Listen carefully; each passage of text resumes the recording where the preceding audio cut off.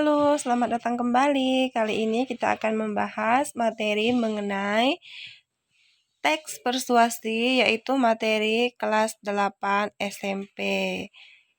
Nah, apa sih itu teks persuasi? Kalian pasti masih ingat bukan, waktu itu di semester 1 kita pernah membahas mengenai teks persuasi atau kata persuasi dalam teks iklan. Nah, dalam video ini kita akan membahas mengenai pengertian, ciri, tujuan, dan struktur teks persuasi.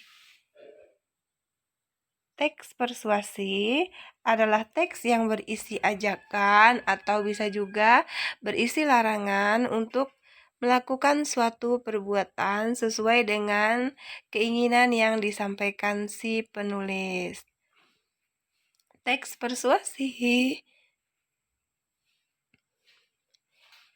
adalah teks yang bersifat untuk membujuk secara halus kepada pembacanya supaya lebih tertarik atau lebih meyakinkan si pembaca agar mengikuti keinginan dari penulisnya.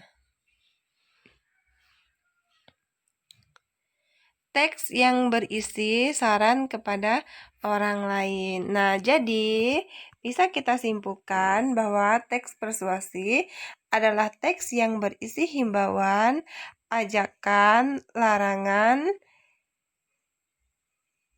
kepada pembaca untuk melakukan suatu perbuatan.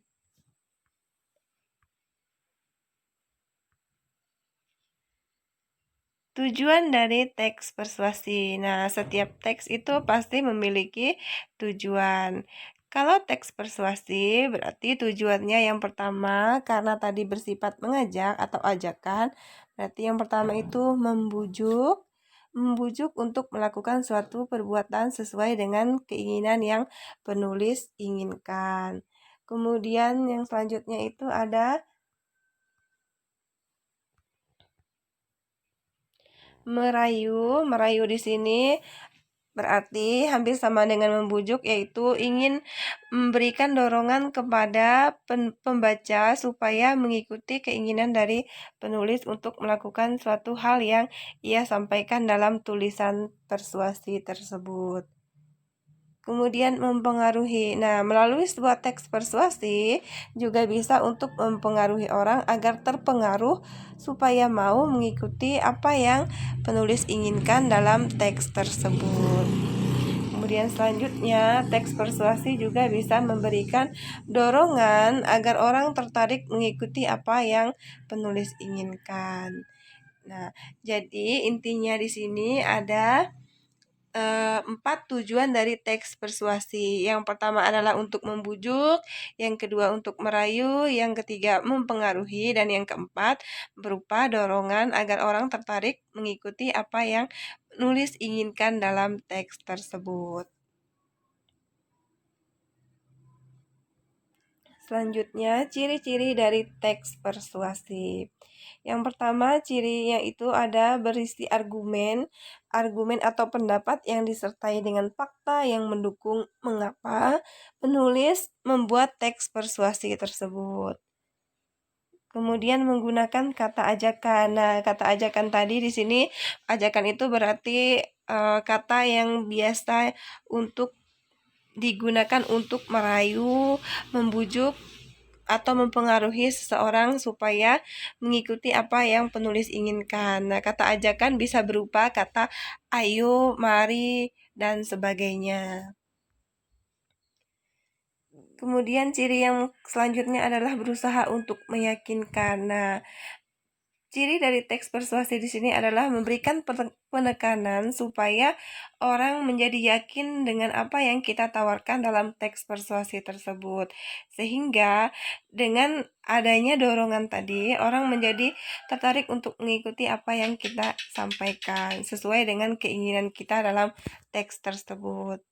Kemudian selanjutnya menghindari konflik. Nah, dalam teks persuasi tidak ada konflik karena di sini dalam teks persuasi itu khusus untuk memberikan ajakan, rayuan, bujukan, dan sebagainya supaya tidak terjadi kesalahpahaman. struktur teks persuasi. Yang pertama itu adalah pengenalan isu. Nah, di sini dalam pengenalan isu, penulis berusaha untuk menyampaikan masalah yang menjadi dasar mengapa penulis ingin membuat teks persuasi tersebut. Nah, biasanya isu-isu yang diangkat itu adalah isu-isu yang sedang hangat dibicarakan atau yang sedang marak berkembang, atau bahasa kerennya itu sedang viral. Kemudian selanjutnya, rangkaian argumen.